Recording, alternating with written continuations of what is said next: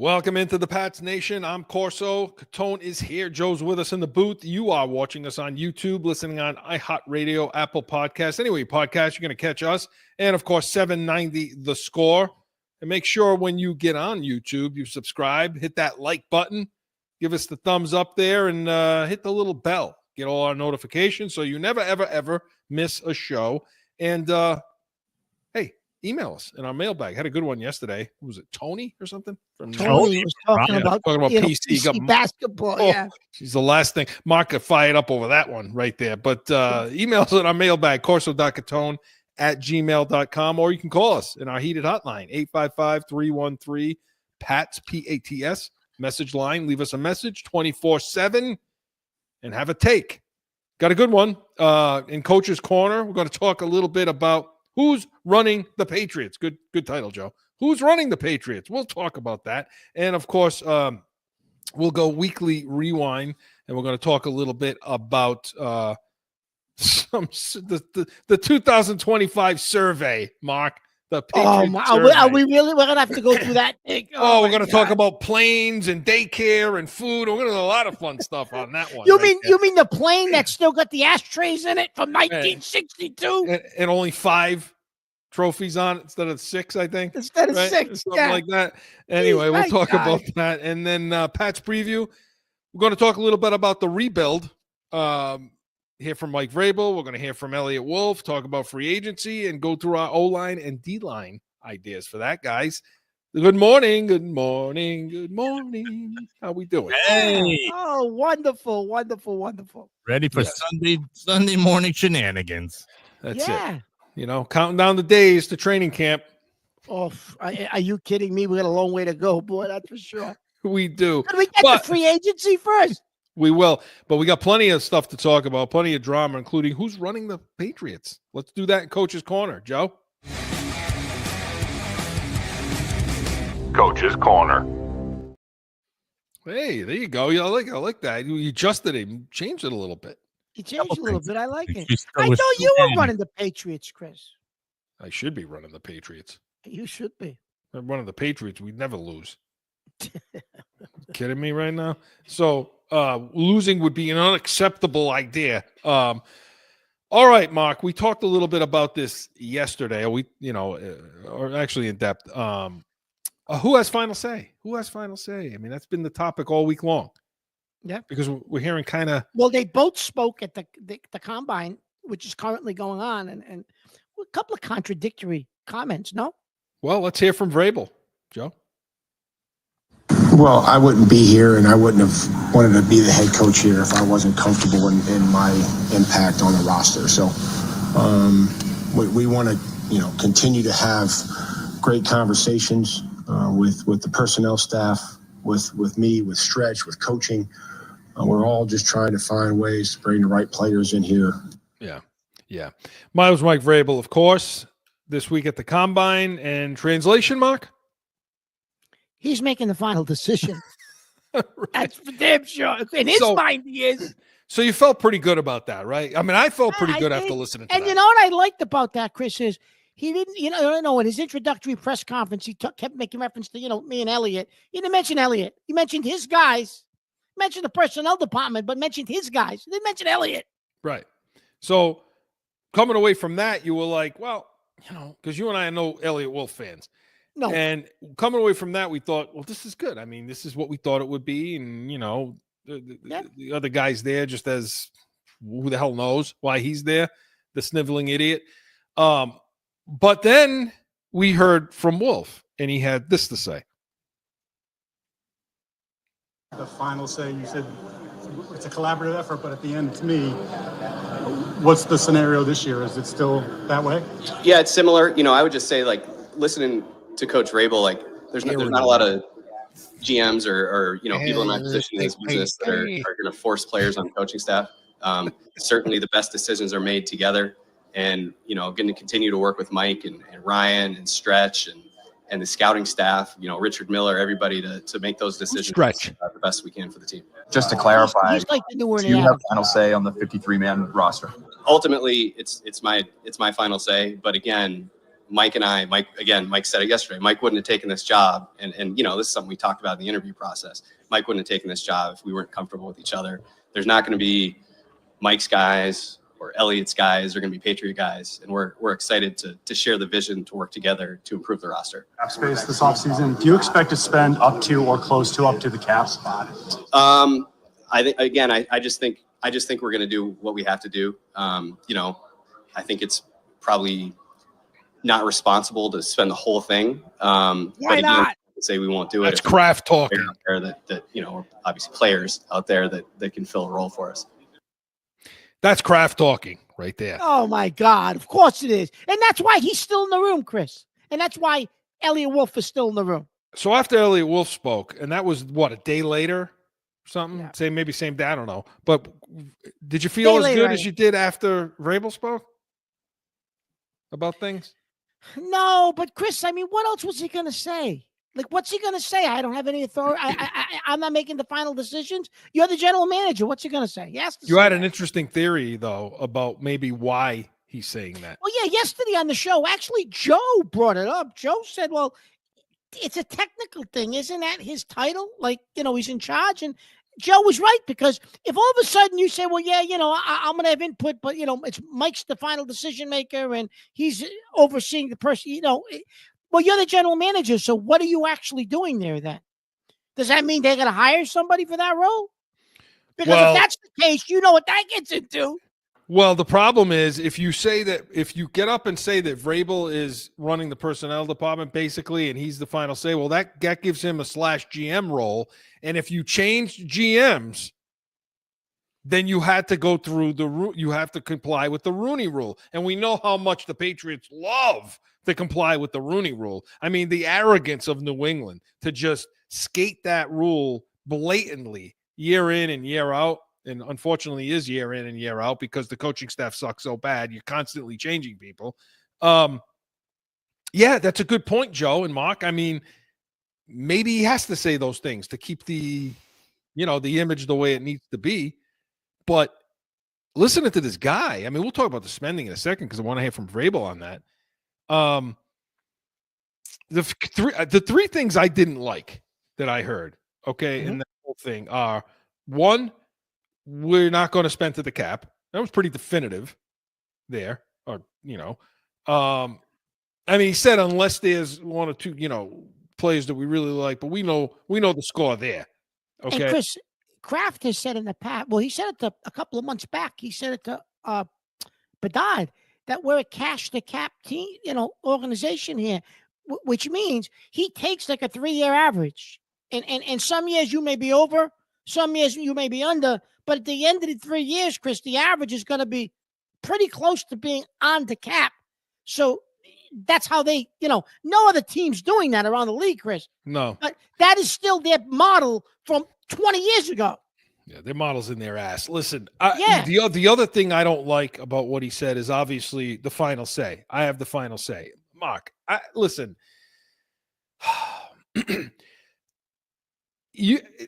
I don't like the fact that you have Elliot Wolfe that reports to Kraft, and then you also have Mike Vrabel who reports to Kraft. Now, because that creates conflict, that creates opinions, because now you got a triangle of information, versus a line. A line is much cleaner, And to me, the only reason why we don't like this, we don't want the line, because typically the line would be Vrabel to Elliot Wolfe to Kraft, right? Yeah.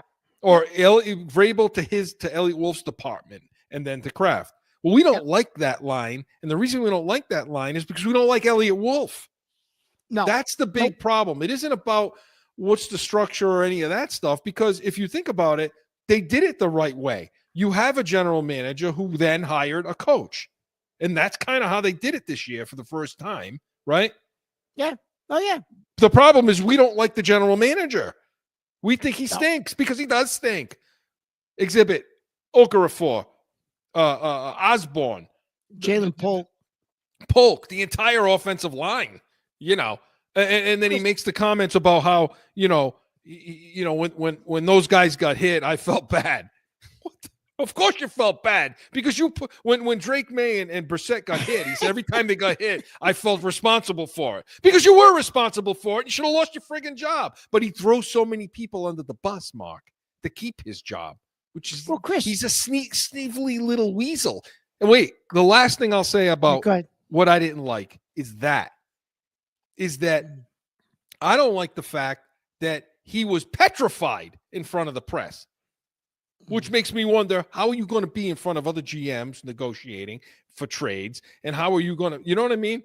Like, no, that's a good point. How are you going to be with agents negotiating player contracts like that? I don't, like, what do you do? Get rid of this guy. Get rid of him. Make Cowden the GM and let's go. Well, but maybe it's because of the Rooney Rule.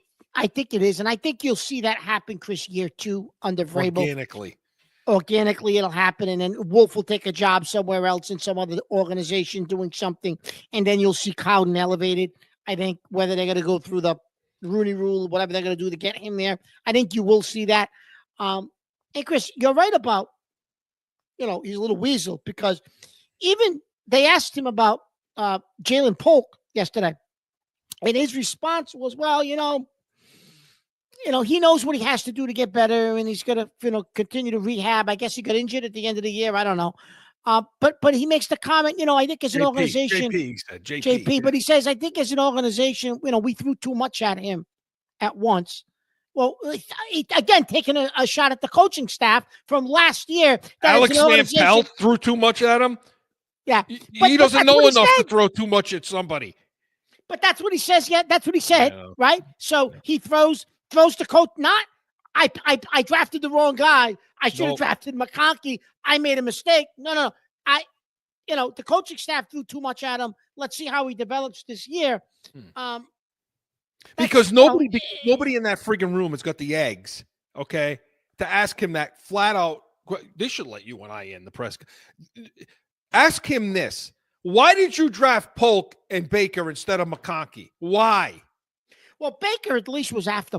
But that was the McConkey, deal. But you got both of those picks. No. I get that. You did, and neither one of them showed anything. No, you're right. So somebody should have asked. Nobody asked it. They should have asked. Why'd you do that? Let's see. You want to see him? She was shaking as it is. You imagine if you asked that question? You should have said. You would have crawled under the podium. You're right, Chris. Somebody should have said to him, "What did you see in Polk that you didn't see in McConkey? That you didn't see in McConkey? Why did you take him over McConkey?" Yeah. The guy, I would have said, I'm a little confused about that. Are you adverse to drafting Pro Bowlers? I don't know.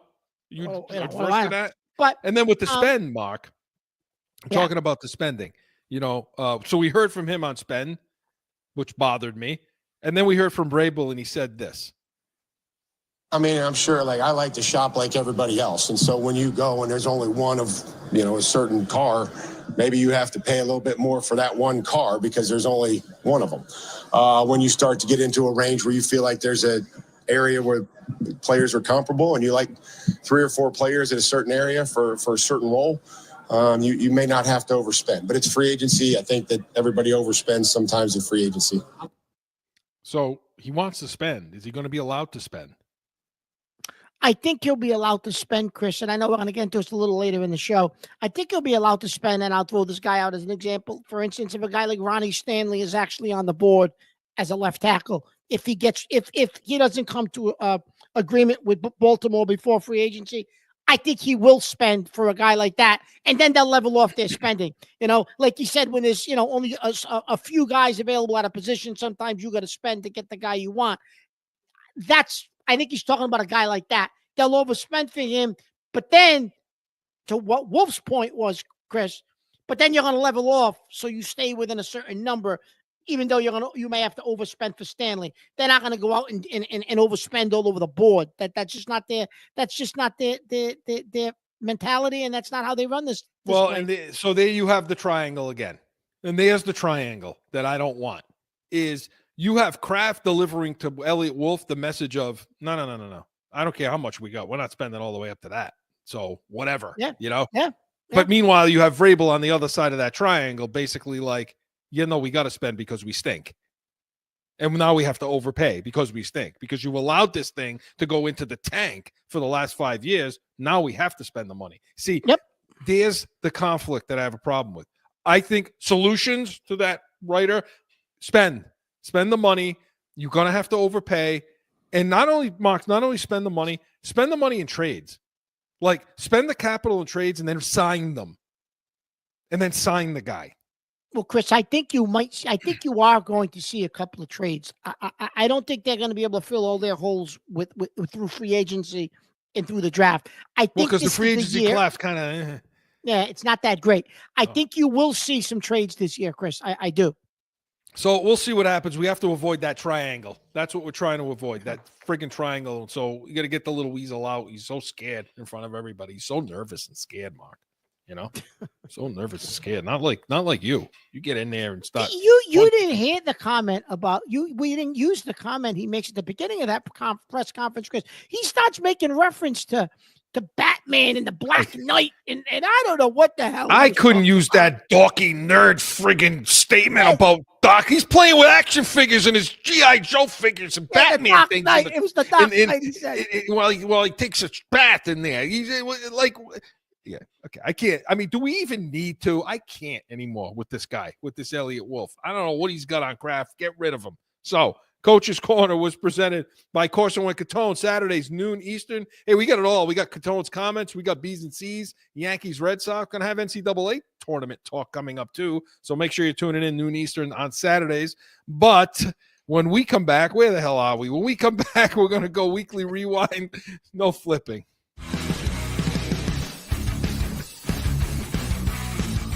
The real deal New England field. What does that mean? We're like you. We're going to bitch about everything. My opinion, our draft, the good, the bad, it was ugly. These people, Mark, drive me freaking insane. Bananas. It's so frustrating and aggravating. I can't take it. The real deal New England field. It's going to be real.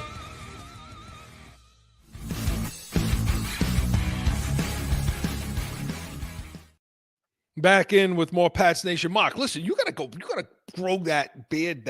I can't grow that. I don't know what that was. You look tough. Yeah, I look tough. I look old. I look like an old man. Yeah. Anyway, we both look better than I think. This team has killed us. They've been killing us for the last 3 years. That was like 2 or so years ago. So it was. Anyway. That was a couple of years ago. Yeah. All right, so. You want to rate the team a little bit? You want to talk about surveys and planes and food? You just couldn't wait to go through this, could you? You couldn't wait. Let's do it in Weekly Rewind, Joe. I'm getting it. Going back through the week. About a Weekly Rewind. Well, Mark, the 2025 survey has come out. We're going to hear from Kraft in 1 second, but the 2025 NFL Players Association survey came out. I have the report card right here as I'm 100 and I print things out still. Here we go.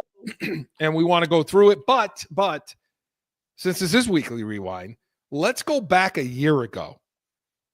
And when by the way, their grade last year was horrible. It was like 30, and let's hear what Kraft had to say last year. NFLPA player survey the last 2 years has not really spoken kindly, hasn't reviewed the Patriots kindly. And I think a lot of people are wondering, what kind of efforts are being made to make it a better place for the players to work and to attract free agents and those sorts of things. Yeah, no, let's tell you, I was unaware of how bad that was. We've had a plan, and we're committing a whole new facility adjacent to ours that has been discussed with the young leadership team of a building that'll be in excess of $50 million. That'll have the most modern facilities. And look, we have to correct anything. I was not aware even of this daycare issue. I didn't. Unaware. That's something that's fixable and we want to do. And look, the players are the heart and soul of the business. So I'd be very surprised if that didn't improve. It didn't improve, Bob. It didn't improve, buddy. And for those of you out there, that wasn't this year. That was last year. Okay. Unaware is the perfect term to be used in that situation. Now, I have respect for Mr. Kraft. I get it. But Mr. Kraft, you're not immune. You're going to get touched because this is the fans' show. Right, Joe? It's the fan show. That's right. Well, Chris, listen. Now, tame yourself down a little bit. Let's go through. Want to go through? Listen, tame yourself because on one of our shorts last week, you said somebody told us to stop whining and complaining, right? So stop whining and complaining. Come up with solutions. Yeah. Okay. So let's go through. Let's see if we can come up with some solutions to these things. Okay. Or is it insurmountable? By the way, you've been up and around that stadium. Is there anything going on? Any construction happening? Any? No, I haven't seen much. You seen any $50 million being kicked around over there in 1 year? I don't. Year? Yeah, I don't know where. Maybe there is. I don't know. That was the lighthouse, wasn't it? Yeah, the that's where we put it in the scoreboard. Yeah. The video board. That friggin' lighthouse, which is basically, I don't know. We're compensating. That lighthouse is right behind your seats, Chris. We're overcompensating for something with that monstrosity over there. I'm not sure, but none of it equals what's going on the field, okay, or in the locker room or anything like that. So let's talk about it. I mean, overall, they're coming in at, I think, 30th out of 32 teams. And understand, okay, so treatment and facilities, C+, 18th. Food and dining, 24th. Nutrition, 25th. That was a B. Not bad. Locker room, C-, 22nd. Training room, C-, 30th. 30th. Training staff, C+, 26. Now, some of these guys are not there anymore. But weight room, Mark, F, 32nd in the league. $50 million upgrade. Yeah, I haven't seen it. Strength coaches, they're going to be on that, but that still ranks 26th. Team travel, we'll get to that in a second. F, 31st. F, head coach. Now, the best grade on the whole list was head coach B+. That was wow. We're talking about. So, the players liked them. And then ownership gets a D again this year. They're 29th. Listen, and I got some other things to talk about. Listen, Chris, they're at the bottom of the barrel with Woody Johnson. And everything. So that's, that right there. That's the likes of the Carolina fool that owns that team. Woody Johnson, Temper, that's his name. And you make fun of Woody Johnson, but I guess Kraft is falling into that it's just category. As bad. It's just as bad. And are you really okay, do you believe that they are that bad of owners as Temper, as Woody Johnson, as the clown in Vegas? So I don't think they're as bad, Chris, of owners as those guys. I do think they have a clue because I think those guys don't have clues anymore, or maybe they or never did in some cases. The guy from Carolina, however, they're out of touch. Though I will say that, Chris, they're out of touch. They're living off of the banners, the 6 banners. You're going on 7 years, 8 years now. Those banners don't exist. That team doesn't exist. That era doesn't exist. They're stuck in the past, Chris. They haven't moved forward with modern times. So, the organization as a whole, we're one of the worst organizations in the league, Chris. We've won 4 games 2 years in a row. 2 years in a row, we've won 4 games. What else do they need to see? That's why. Who's coming here? What free agent wants to come here? You're talking about home games. 2 of them. To get on a beaten up old plane to travel. Well, I'll get to the plane in a second. Wait a minute, but to go in a weight room, that's one of the worst in the NFL. How are you attracting a free agent here? And then you don't want to overspend on anybody. Well, if you don't overspend, who's coming here? When you look at that survey, Chris, this organization is right now. It's in the toilet. It's in the toilet. They can improve, but they're in the toilet right now, Chris. See, here's the problem. Okay, bottom 5 ranked. And these are the names they're in with. Investment in team facilities. Kraft is in there with Kraft, Temper for Carolina, Rooney for Pittsburgh, Bidwell for Arizona. What a clown he is. Woody Johnson with the Jets. Impact on the culture of the team. They with Bidwell, Haslam in Cleveland, Kraft. Bidwell. Temper, Johnson. You have those same names, right? Commitment. This is the biggest one. Commitment to winning. Okay. Browns 28th for Cincinnati. Haslam for Cleveland is 29. Kraft is 30th. The only two owners that are worse than the commitment to winning are Johnson and Temper. What you know what that translates to? Cheap, cheap, cheap, cheap, cheap, cheap. Yeah. Okay? Yeah. That's it. Cheap. And you know what, Mark? We talked about it this week. We talked about it for years. You and I are the only ones calling this guy out on this. I heard Mike Felger of 98.5 this week, because you and I said he's pretty much the only guy that you ever hear calls him out. And he slipped. I don't know if he slipped in the show, but he said basically, you know how many times I got called down the hall, he says, and spoken to about getting on Kraft, which tells you we were dead on right, Joe and Mark, about saying these media outlets are afraid to say it. They don't want to call them out. They don't want to say it because they don't want their access taken away. You lose access. They're cheap. And you know what? You say, well, I think they're good enough. I think they're better owners than those people. I think they're better owners. No, they're not. They're better sellers. Okay? They're better at selling people that they care more than they do, because they fell ass backwards into 20 years of run. They by accident. You get to say, well, how about Allen out in Kansas City? They got lucky with Mahomes. No, they didn't get lucky. They strategically moved up to get him. Okay? We fell lucky with Brady, okay, and Belichick for that matter, okay? And that's why. So he's always been an owner like this. Bologna sandwiches. Oh, yeah, the Pete Carroll bologna sandwich story. Remember that? He's always been this type of owner. Chris, could you get into before we forget, could you talk about travel? The plane. You want to talk about the plane? Okay. Team travel. You talk about the plane. Remember Fantasy Island tattoo? The plane, boss. The plane, boss. So Fantasy Island. 39% of the Patriots players report having a comfortable amount of personal space on team flights, ranking them 31 out of 32. Only 39%. Okay, that don't win you elections. All right. The players feel their team's travel schedule is not efficient. Rank 30 out of 32. Okay. Next, players want an upgraded team plane. The current plane is too small. There's no Wi-Fi, okay, available. Listen, it's 2025. You got a plane with no Wi-Fi? Right. I mean, I get Wi-Fi when I fly on these planes, and I'm a drag. What am I? I'm a bum. I'm nobody. You put me on the damn plane. What do I know? I get Wi-Fi, okay? These guys are millionaire professional football players on a private plane, no Wi-Fi. And then, and there are seats with the ashtrays in the arms still. This is that plane. Okay. And then because the plane, Chris, is from isn't it from 1992? It's old. I think. Or older. Old. Probably even older than that.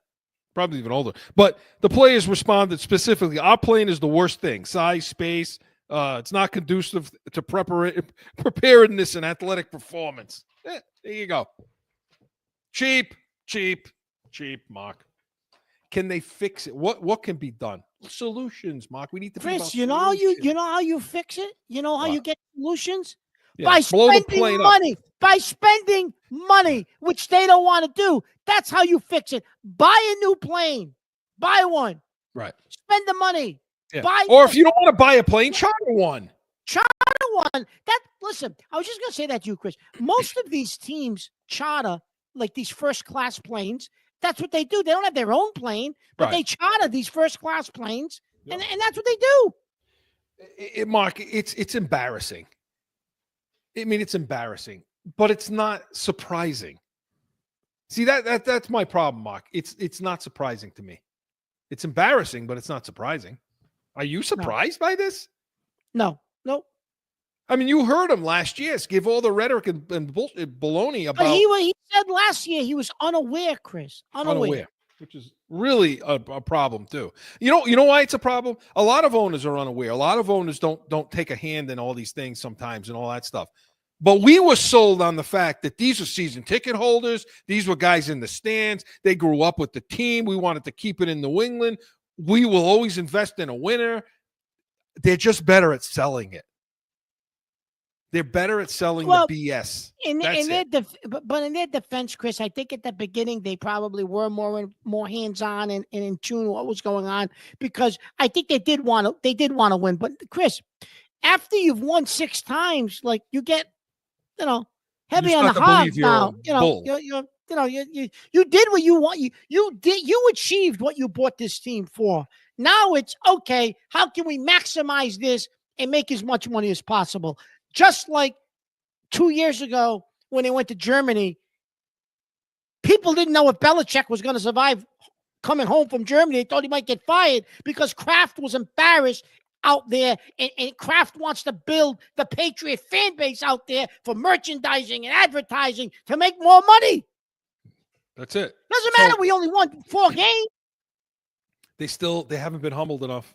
They haven't been humbled enough. And so the last thing I'll say before we go to break is my grandmother used to have a saying. Now it sounds much better in Italian, but it's one thing to build castles in your head, but it's another thing to start living in them. Okay? So I'll let you all dissect that. They haven't been humbled. They see themselves as an organization. They are not. Yeah. Period.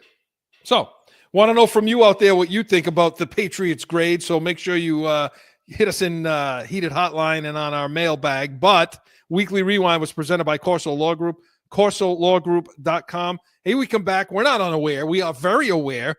And we're going to talk about the free agent market and with the offensive defensive lines. And we're going to do it in a Pat's preview. No flipping.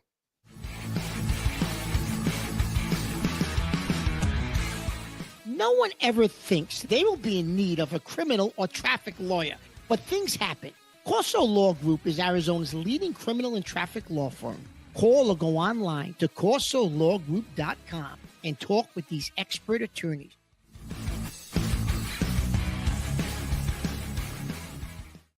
Back in with more Pat's Nation. Unaware. Ugh. I mean, I never heard of such a thing. I'm unaware of what the hell's going on. Hey. Unaware. Be aware. Awareness.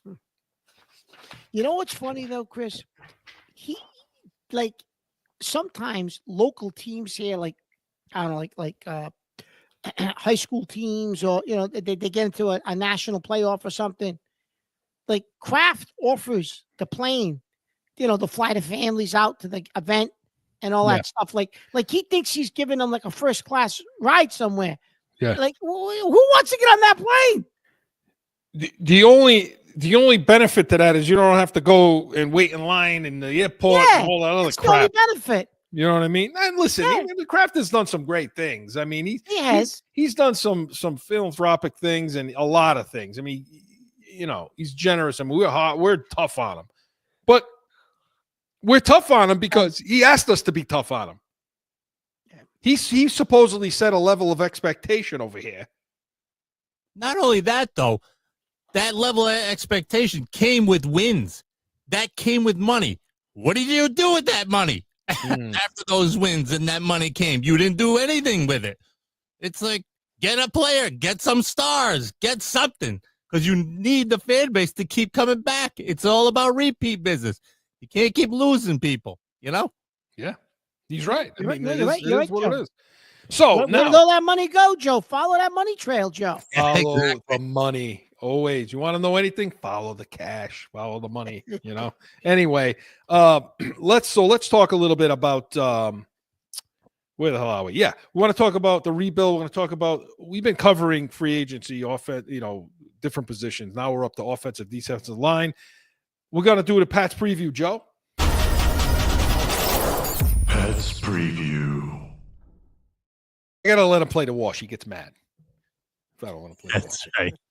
It's mad. So, all right, Mark, talking about free agency now. Listen, for all purposes, it's a terrible year to have the most money, and it's also a terrible year to have a top 5 pick in the draft. That's our luck. Isn't it our luck that this organization has become, Chris? Right? So, would have been nice to have the first pick, Carter. We could have taken Carter, although let's hear about when we talk about the combine next week and we talk about the draft stuff. Talk about his injury. We're going to talk about his injury a little bit, because does that mean he drops a little? I don't know. We'll see. But let's stay focused. I want to talk about the interior. Now, it seems to me that Vrabel spoke about the interior. We got to protect Drake May. We got to affect the other quarterback, which in essence means get to the quarterback. on defense. And how do you do that? You do it with defensive line, and offensively, you got to work with the offensive line. We know the offensive line sucked last year. That's it, period. End of story. So when you look into the free agency class this year, I know there isn't much, but tackle. You and I have said that you're going to have to spend money. You should spend money on tackle. You should go find the best tackles you can find out there, right? Yeah. So, but Chris, I mean, there's a couple of tackles out there, right? The two best tackles you can find are probably Ronnie Stanley, right? Yeah. And I would say Baltimore. Cam Robinson or Robinson Bowles, from Minnesota. Or Garrett Bowles in Denver. I mean, to me, those I don't want anything to do with Tyron Smith. I think he's washed. Yeah. With the Jets. Yeah. But talk about those guys. Stanley, Robinson. It's going to cost. I mean, it's going to cost a ton for these guys. Yeah, but Chris, I think you're going to have to make a splash on one of them because you have to bring in a left tackle. You don't have a choice. I mean, what are you going to do? Yeah, and I think that's what Vrabel was making reference to, Chris. Sometimes when there's a limited selection at a position, sometimes you're going to overpay. He basically said that to bring in So I think they know that they're going to have to overpay for that position, Chris, if they hit the market. Yeah. I don't think you have a choice. Do you? Well, no, you don't. I mean, because now when you start looking into the draft, and we're going to do that next week. I could see, Chris, if it was one of those drafts where at number 4, you could take a tackle that would be an all-pro for the next 12 years. Okay, if that guy was in the draft, fine, draft him. But that type of offensive tackle is not in this draft, Chris. Yeah. Well, so with Stanley, okay, you're talking about a guy that, he's obviously the free agent, but he was expected to earn around $20 million per year. Now in 2020 he signed a 5-year, $198 million contract extension with the Ravens. Then he reworked it some and all of that. So, this is the kind of money you're going to have to spend. This is not what Krafts are accustomed to doing. And Chris, I don't know if he's even going to hit the market because from what I've been hearing, Baltimore's trying to work something out with him. Well, not too many left tackles make it to free agency, right? No. I mean, the ones that do, Chris, are busted up and broken down and ready for retirement, and that's why they hit the market because the team that has had them all those years isn't going to spend any more money on them. Yeah. So I mean, if you can get him, I mean, I don't understand why Stanley wouldn't want to hit free agency anyway. Why wouldn't he want to? Well, this is his last shot at money. So I don't know.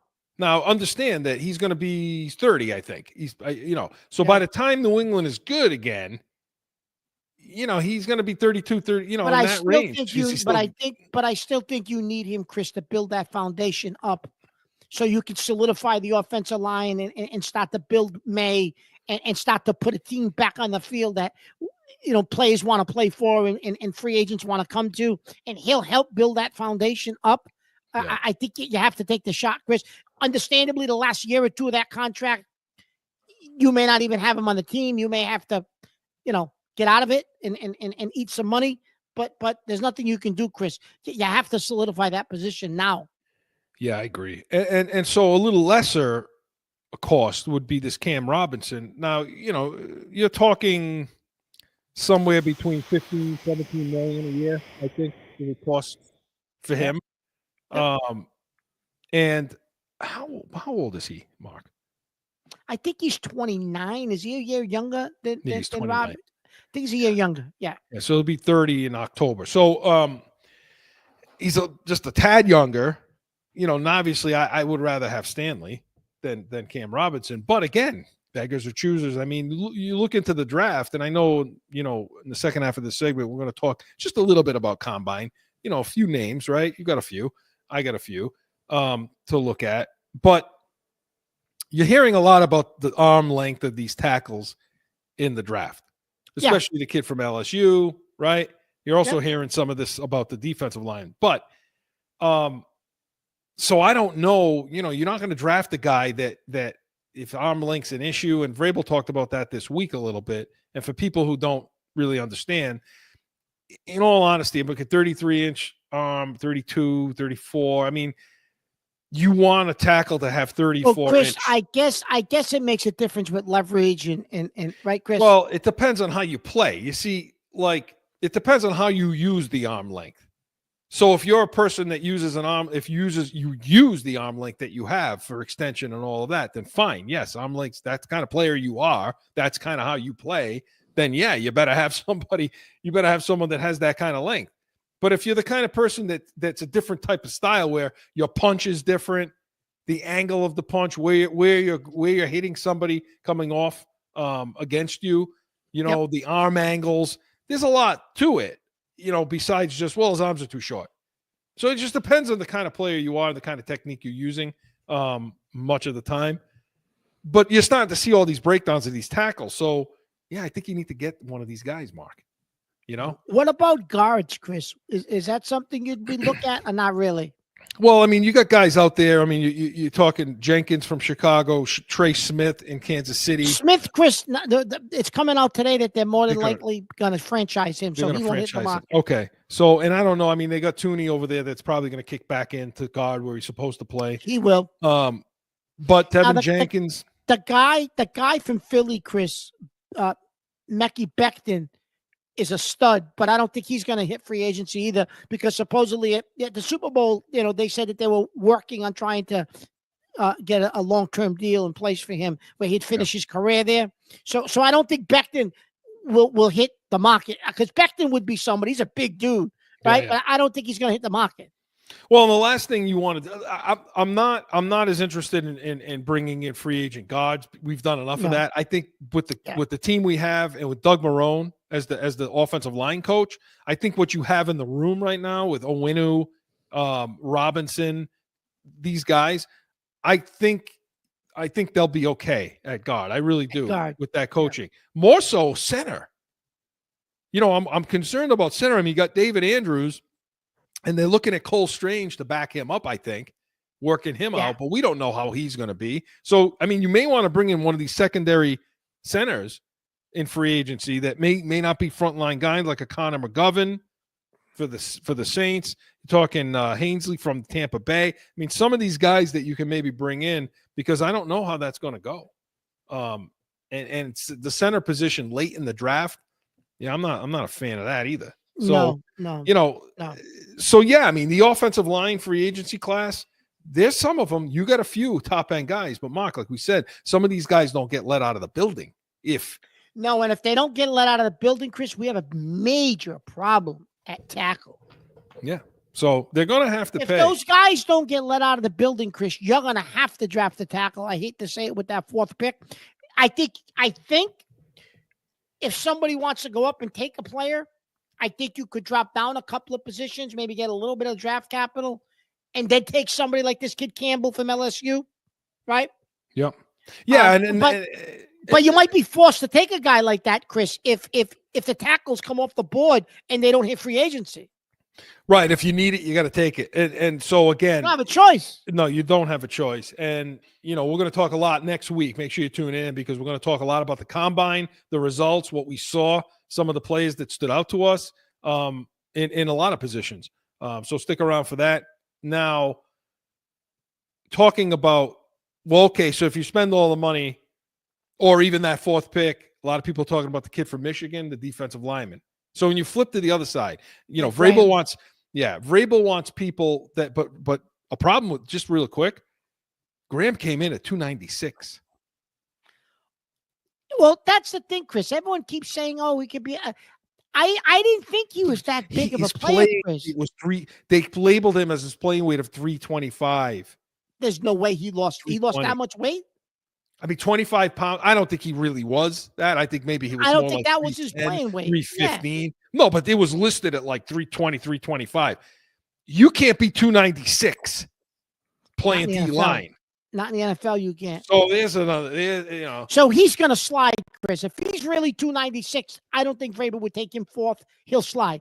But the difference is this. If you're saying, well, do you want to take the tackle, or do you want to take the offensive tackle or the defensive tackle? The guy can always gain weight. You can't gain arm length. No, you're right. You know You're what I right. mean? But anyway, You're right. going to free agency, looking at this guy you love as a free agent defensive tackle, right? I mean, we saw it firsthand a few weeks ago. Hey, the kid Milton Williams from the Eagles, Chris. I think you got to pay for him. You're going to have to pay. Right. Mr. Kraft. Listen, you don't need Mason Graham if you pay for this kid. The kid's 25 years old, Chris. So Right. if you pay for him, you don't need to draft Mason Graham from Michigan. Because Godshaw wants a trade. Nothing- Hey, it was nice knowing you, pal. Nice knowing you, pal. See you later. There's nobody. There's Chris, I'll nobody on the New England I'll Patriots. take a 5th round pick for him just so you get depth. No more picks, the better. Let him go. There's nobody on the New England Patriots, in my opinion, that should be demanding a trade. Okay? Who the hell? I wish Devine would demand a trade, you know? But anyway, so yeah, they no, I'm with you. Buddy last week, Taki. Oh, he stinks too, you know? So you know, I want to get further in depth with the defensive line and some of the edge rushers when we come back. But let's go to break quick and then we'll come back. But this portion of Pat's preview was presented by Corson with Catone, Saturdays, noon Eastern. Make sure you're tuning in next week. We're going to have combine talk, B's and C's, and so much more. We come back on a continuing Pat's preview. Stick around.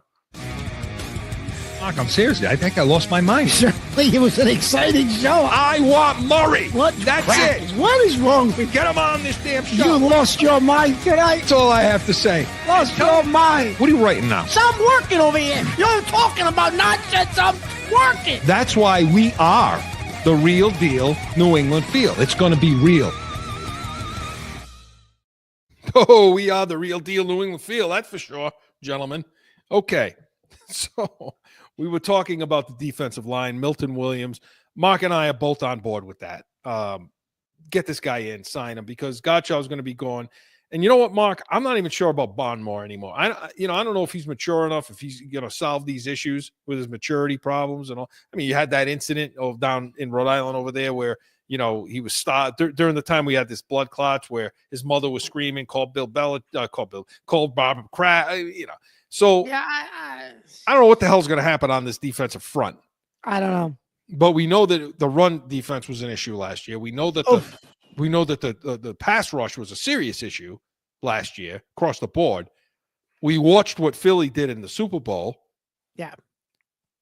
And I would love to see. I'll tell you who I would love to see Milton Williams. And we'll get to the edge rushers in a second, but I would love to see Sweat here too. Yeah, but Sweat is more of a defensive end, right? Yeah, he is. He's an edge guy. But again, so with the defensive line, Mark, other than Williams, anybody jump out to you in this free agent class? There's a couple guys I like, but there's a couple of guys. You got the kid Levi on a Wazir.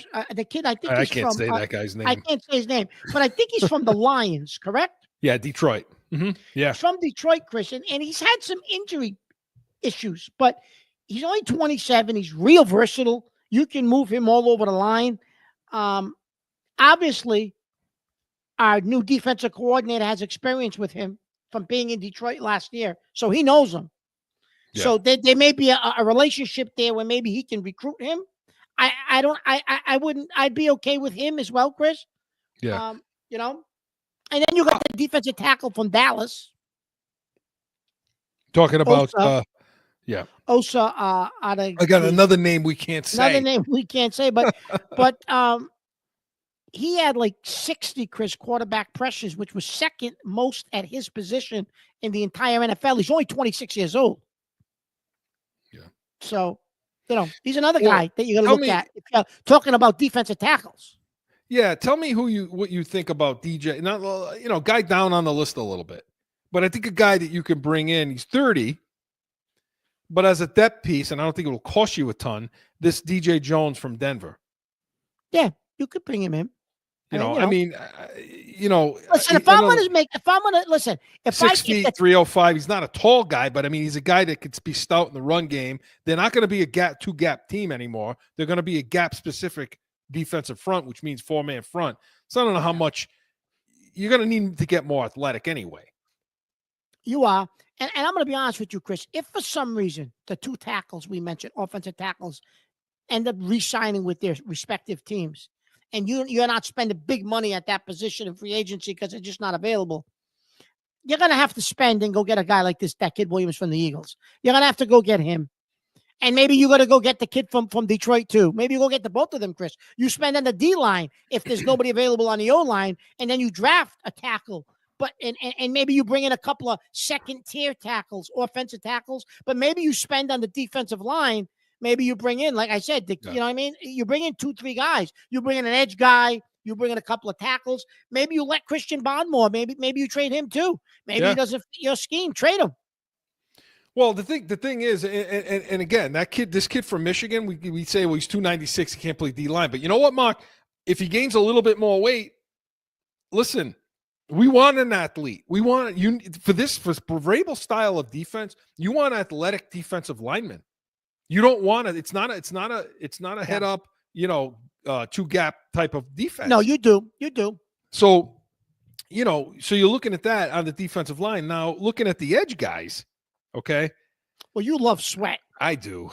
I mean, he's 27 years old, so he's right in that prime. Right in the prime age. Yep. I don't know how much he's going to command, but I tell you what, you're talking about he's a guy. He's going to command. This is probably his last shot at big money, Chris. So he's going to demand probably $20 million a year. Yeah. Well, listen, I tell you. I don't know. They're going to go that high on an edge guy. I don't know. If you can't get an offensive lineman, like you said, okay, if the offensive linemen are not coming free from these teams, well, like you said, direct the money to these places then, because what are you going to do with the money? Wide receivers not that great either. And I don't. Higgins is gone. Then past Godwin, I'm good with that. So good with that. If you bring in Milton Williams, now you're going to pay. I mean, this is going to cost. Oh, you're going to pay. So if you bring in Milton Williams and Sweat, okay. Now we haven't talked about the linebackers next. I don't think the Eagles will lose both those guys, Chris. They'll have to sign one of them. No, Mark. They got a lot of stuff to pay for over there. No, they do. But they may try to keep one of them. But either way, Chris, I'll take either one of them. You know who I like, Chris, who no one's talking about? He had a couple of years where he was hurt. Yeah. Okay. And he's still only 26 years old, Chris. Last year, he had 21 QB hits, which was like 16th in the league. But I think he's starting to turn the corner to get back into, he's only 26, to get back to where he was when he was the rookie defensive player of the year. I would take a look at Chase Young. Absolutely, I would. Yeah, absolutely. That's the guy I would. have circled too. Absolutely. That's the guy I have circled too. So the point is, if you beef up that defensive line, okay, and you bring a Milton Williams in, and you bring a Sweat in with him, or Chase Young, opposite side of Keon White. Chris, you know who else is available? They think he wants to be. They said they're going to let him look to try to find a trade partner. Was the kid you and I both liked in the draft, and Vrabel moved up ahead of us one spot and took him. Harold Landry from Boston College was his guy. Yeah. So I wouldn't be surprised if Landry picks the phone up and says to Vrabel, "Hey, can you get me out of here, coach?" You know what I mean? He had tampering aside. Yeah. Tampering aside. Listen, Landry had a real good year last year, Chris. He did. Real good. He did. So again, there's options there. But for me, I say, you know what? Because next week when we talk about the linebackers and the defensive backs, okay, we're gonna be talking a lot about the inside. You know who's available. If they don't sign him, he's gonna hit free agency. It's Greenlaw. Greenlaw. Well, see that, and then next week we're going to talk about that, because if that guy's there, I can't you not take that guy. You will go crazy if he's there and we don't sign him. But my whole thing is this: you go to Milton Williams, you spend the money. If you can't spend the money on the offensive line, spend it on the defensive line. Get Williams, get Chase Young or Sweat. Then what you do is, now you're forced. You're going to have to draft tackles. Fine. You spend what you have to spend in the draft on offensive linemen. But Mark, you can do all this, and you can, in the trade market, you can get maybe A.J. Brown, maybe DK Metcalf, Cooper Kupp's probably going to get cut, so you can wait on that. Maybe You can Debo Samuel. So you can, in the trade market, you can go take care of your skill position. Because the free agent market sucks for wide receiver. Let's just, No, so it does. you can, through the trade market, you can get your wide out taken care of. Through free agency, you can get your defensive line or offensive tackle taken care of, and maybe inside linebacker. You can get it done. You can get it all done. You got the money to do it. And but Chris, these cheap bastards going to do it. But Chris, at the press conference he gave at the combine this week, Vrabel was talking about the construction of the roster, and he specifically said that, yeah, well, this team's going to look significantly different when we break from camp in August than it does now. What the hell does that mean? That means guys are gone. Guys are gone, Chris. That's what that means. That means Jelani Tavai is not starting on this defense. That's what it means. Okay, and I got news for you. There may be it'd be a far cry for Bentley starting on this friggin' defense too. Because I'll tell you something. Doesn't fit what typically Vrabel has had for linebackers when he was with the Titans. No. So to me, I told you before that the bigger problem is the defense on this team. The more holes are on the defense. More holes. Chris, you know what's troubling to me? If you listen to some of the local media, they don't think linebacker is an issue. Yeah, well. They don't think it's a priority. How is that possible, Chris? Have they watched the Eagles play? Have they watched San Fran play? Have they watched Detroit's linebackers? Have they watched Minnesota's linebackers? Have they watched ever Baltimore's linebackers? Like, what are you looking at? I don't know what people are looking at. Wait till next week. Because, again, these are things you can get done. If you're not going to fill out that tackle, fill it out on defense then. Get the free agents in here and solidify that defense. Get Greenlaw in here. Because, by the way. That's next week, yeah. Because we got some people, we talked about Combine, Mark, but the last minute we got left, 2 minutes. You got anybody just to kind of give people, hey, look at this guy? I got one, but you got one? Well, you know what I got, Chris? Because the wide receiver room is so, the wide receiver room is terrible, and because the free agency class is so weak, I like the kid from Ohio State, but I don't think he'll be there when we pick. I like second round, Chris. I like the kid Jaden Higgins from Iowa State, and I'll get into him more when we go through the combine because I believe he's there. Yeah. But I really like him, and he'll fit our system with McDaniels perfectly. And you can get the kid in the second round. He had a great Senior Bowl. He's somebody to watch, Chris, because he's on my list of guys next year as a rookie. You're going to say, who the hell is this guy? Caught 70, 80 balls? Yeah, it's him. Yeah. Yeah. And for me, as a guy I want everybody to pay attention to is Mondin Jr. for Georgia in this combine. You love the Georgia linebackers. 6'2", 229. So he's not, he's not heavy. Not a big guy. Well, that's a guy Belichick would never look at, Chris, because he wasn't heavy enough. Good. I mean, he's got decent size, long arms, speed, carries tight ends, running backs, can go deal with vertical routes. He gets sideline to sideline. When he decides to hit somebody, he's clean in his tackling. Okay. He gathers them. He hits right. He's not as good of a run defender, but I don't care about that. I'm not interested in run defense. I'm interested in taking guys. I'm interested in a guy taking a swing pass, taking a bubble screen, and closing on it. Pay attention to this guy. We don't have that. Yeah, we don't have that right now, Chris. Listen, you're right about one defense. You still got Bentley on the roster if you don't cut him. All right, we're ending the show on that note then. I can't even believe you're going to let us end the show on that note, you big jerk. The Pats Nation was presented by Corso and Catone, Saturdays, 12 Eastern. Make sure you're tuning in with Yankees Red Sox. Jerk comment over there, Catone's comments. Make sure you're tuning in. And then come back next weekend, 8 a.m. Eastern. We're going to finish our free agent talk, linebackers, defensive backs, so much more. We are the Pats Nation. Hey, enjoy your Sunday.